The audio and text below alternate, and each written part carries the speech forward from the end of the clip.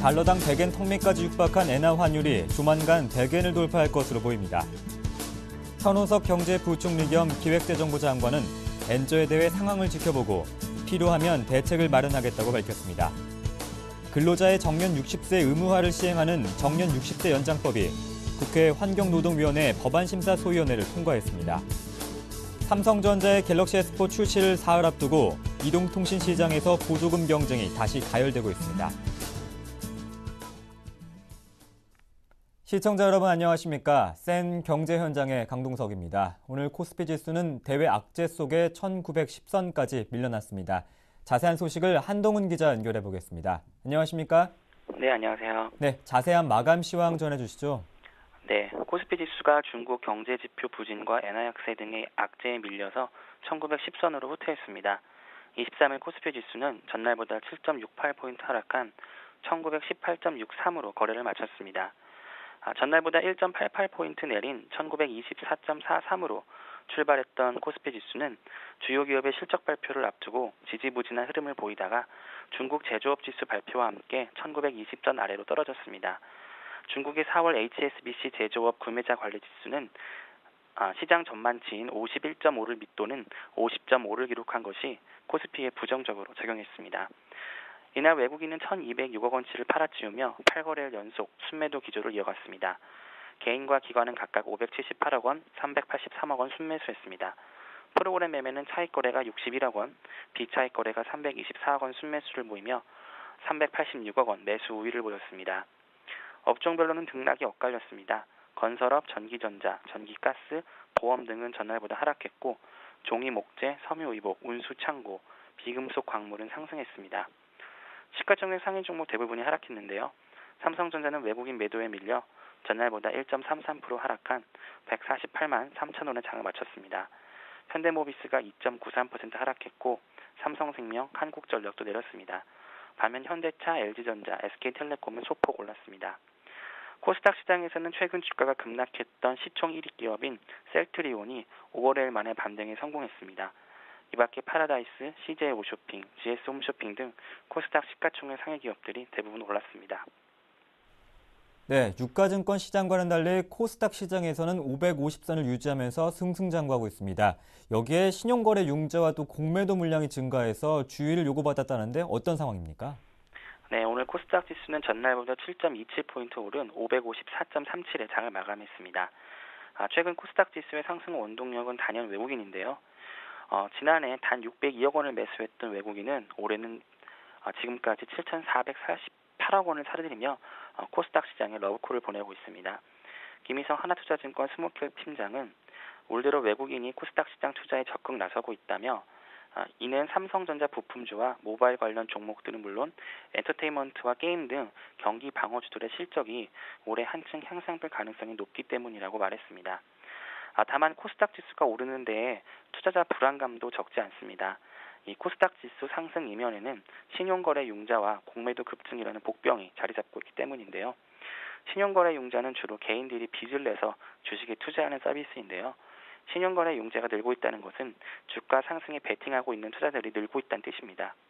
반면 공매도란 주가 하락을 예상한 투자자가 주식을 미리 비싸게 팔았다가 싸게 사들여 차익을 챙기는 투자 방식으로 신용거래 융자와는 정반대 투자법인데요. 금투협에 따르면 지난 22일 기준 코스닥 시장 신용거래 융자 잔고는 2조 520억 4,700만 원으로 지난 2007년 7월 4일 이후 최고치를 기록했습니다. 공매도도 마찬가지인데요. 전체 거래대금 가운데 공매도가 차지하는 비중이 1%를 웃도는 날이 77거래일 가운데 27일로 3분의 1에 달합니다. 다만 전문가들은 코스닥 시장에 셀트리온 사태와 신용거래 융자와 공매도 동시 증가 등이 도사리고 있어 증시 상승에 큰 영향을 초래하기는 어렵다는 의견을 내놨습니다. 이영곤 하나대투증권 투자정보팀장은 상반된 개념의 신용거래 융자와 공매도가 동시에 늘고 있는 이유는 코스닥 시장 내 상장회사에 대한 투자자들의 시각이 엇갈리고 있기 때문이라며 투자자에게는 신용거래 융자나 공매도가 위험 요인일 수 있지만 그 규모가 아직까지는 크지 않기 때문에 시장 전체 방향성을 바꿀 만큼 영향을 주지는 못할 것이라고 말했습니다. 네, 증시 관련 소식 한동훈 기자였습니다. 고맙습니다. 네.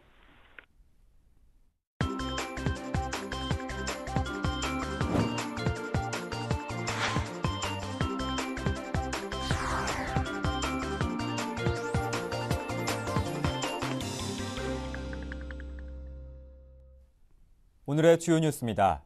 달러당 100엔 턱밑까지 육박한 엔화 환율이 일본은행의 추가 유동성 강화 조치 등에 힘입어 조만간 100엔을 돌파할 것으로 보입니다. 달러 엔 환율은 오늘 뉴욕 외환시장에서 장중 한때 99.9엔까지 올라가 100엔 돌파를 눈앞에 두었습니다. 달러화 가치 상승으로 차익을 실현하려는 달러 매물이 늘면서 소폭 하락해 한국 시간으로 오늘 오전 99.27엔을 기록했습니다.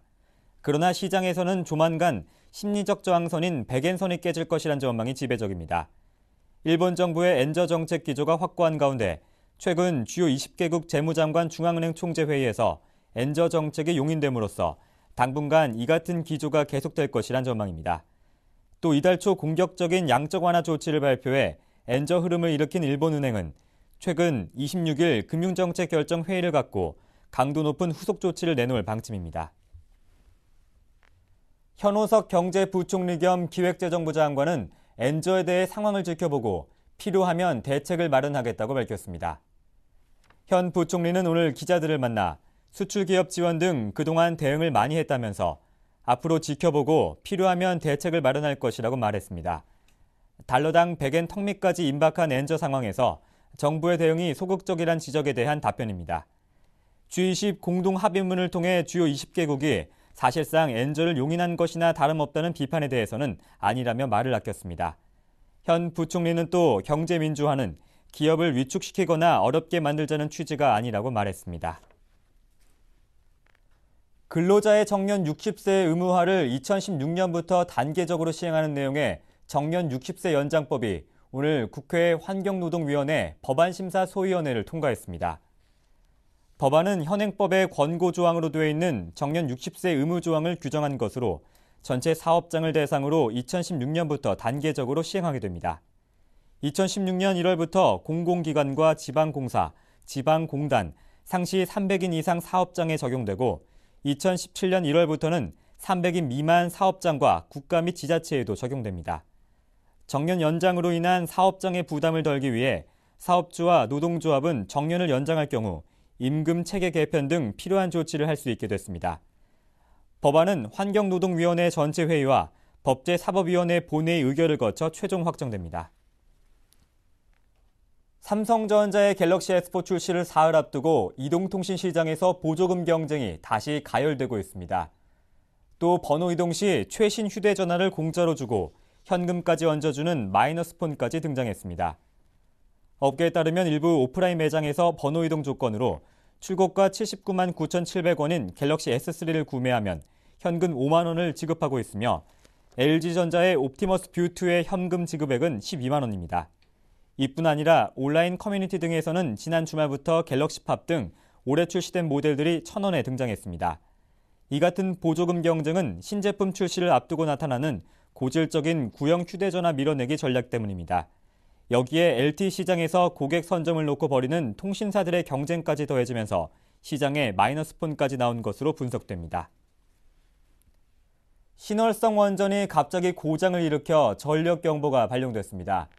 한국수력원자력에 따르면 신월성 원전 1호기는 오늘 오전 7시 44분에 정지했습니다. 한수원은 원자로가 안정된 상태를 유지하고 있으며 이상이 생긴 원인을 조사하고 있다고 밝혔습니다. 신월성 1호기는 가압 경수로형 100만 킬로와트급으로 2012년 7월 상업운전을 시작했습니다.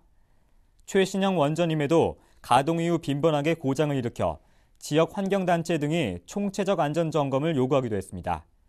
신월성 1호기의 정지 여파로 전력 공급이 급감해 오늘 오전 전력거래소는 전력수급경보 준비를 발령했습니다. 여름이나 겨울처럼 전력 수요가 많은 시기는 아니지만 고리 1호기와 신고리 1호기 등 다수의 원전이 정비를 위해 정지 중인 시기에 고장이 발생해 수급 관리에 어려움이 예상됩니다. 정부가 개성공단을 특별재난지역으로 선포하는 방안을 검토 중입니다. 통일부 당국자는 특별재난지역 선포 요청을 통일부 차원에서 안전행정부에 전달했다며 안행부가 내부 검토 중인 것으로 안다고 밝혔습니다. 특별재난지역으로 선포된 지역은 대통령이 정하는 응급대책 및 재구호 지역 외에 복구에 필요한 행정과 재정, 금융, 세제 등의 특별 지원을 받을 수 있습니다. 정부가 특별재난지역 선포 방안을 염두에 둘 정도로 개성공단의 상황은 최악으로 치닫고 있습니다. 123개 입주 기업들은 북한의 추경 금지 조치와 북측 근로자의 출근 중단 등으로 공장 가동을 못하고 있으며 거래처 변경과 바이어 이탈 등 사업을 정리해야 할 처지에 놓인 업체가 늘고 있습니다. 또한 남북 간 대립 장기화로 개성공단 전기 송출이 중단될 경우 기계를 아예 못 쓸 수도 있다는 우려까지 나오고 있습니다. 네, 샤넬과 루이비통 또 에스티로더까지 명품을 잘 알지 못하시는 분들도 낯에 익은 기업들인데요. 이들 럭셔리 브랜드들이 한국에서는 유한 회사로 운영되고 있다고 합니다. 자세한 소식을 서울경제신문 이수민 기자 연결해 보겠습니다. 안녕하십니까? 네, 안녕하세요. 네, 이들 회사가 주식회사가 아닌 유한 회사로 운영하는 이유가 또 다른 있습니까? 네. 그 질문에 답변 드리기 위해서는 먼저 주식회사와 유한회사의 차이점에 대해 설명을 드려야 될 것 같습니다. 주식회사는 아시다시피 주주의 이익을 창출하기 위해 세워진 회사로 1인 주주 회사도 있겠지만 대개는 수천, 수만 명에 달하는 주주들이 투자한 자금을 바탕으로 회사가 운영되고 있는데요.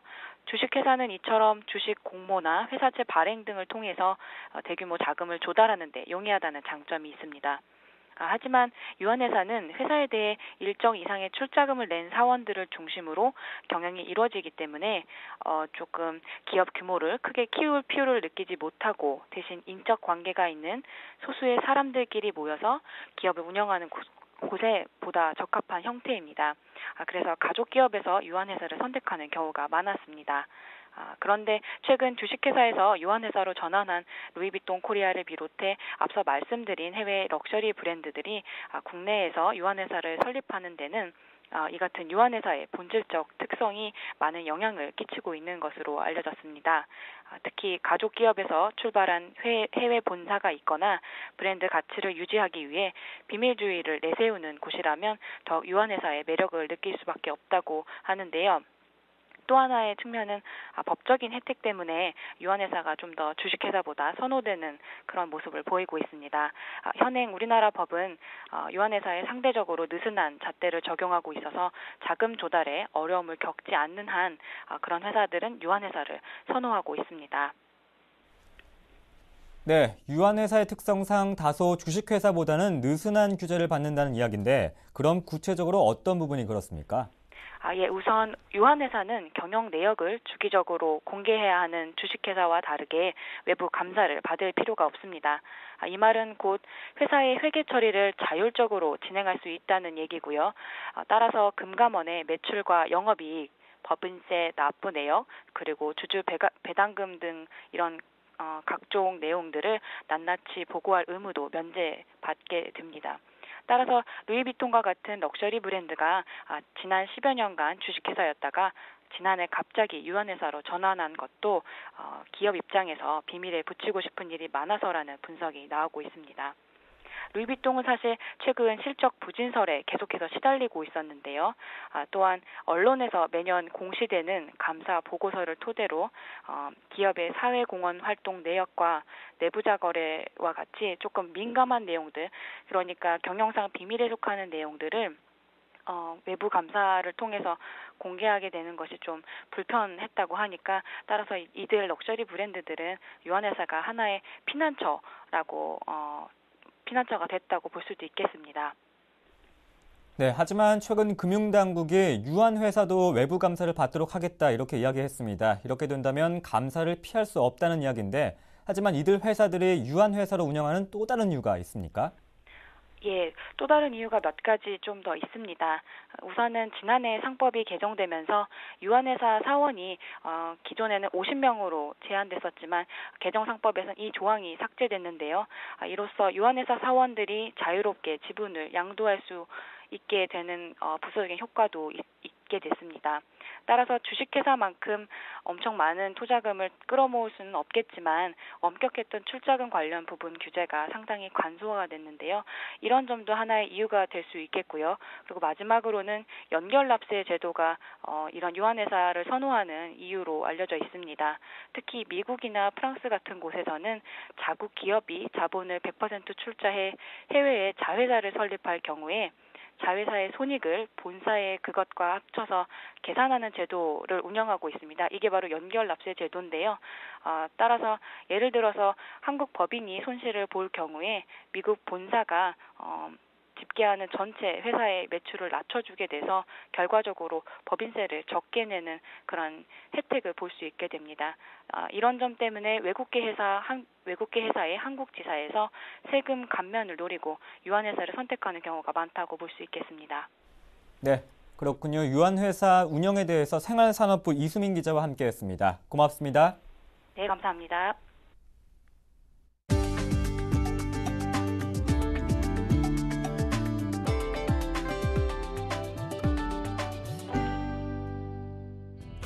KT&G가 소비자뿐만 아니라 협력업체와 지역사회까지 아우르는 경영 원칙인 고객가치 2.0을 발표했습니다. 제품과 서비스의 가치를 혁신해 소비자를 비롯해 협력업체, 지역사회까지 감동을 시키자는 고객감동 경영 전략입니다.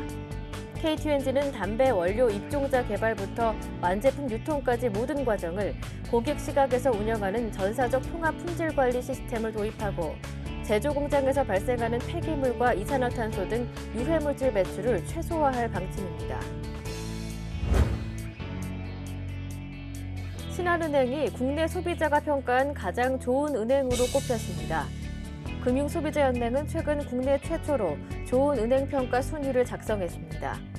안정성, 소비자 성향, 건전성, 수익성을 평가한 100점 만점에서 신한은행은 94.5점으로 1위를 차지했습니다.